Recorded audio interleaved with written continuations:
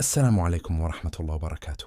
موعد مباراة نادي الشرطة ونادي الزوراء في دوري نجوم العراق، الجولة 29، وتبدأ يوم الثلاثاء 22 من شهر إبريل، وتبدأ في الساعة 7:30 مساء على ملعب الشعب الدولي. المواجهات المباشرة بين الناديين: نادي الزوراء 4 انتصارات، نادي الشرطة 5 انتصارات، و6 تعادلات بين الناديين.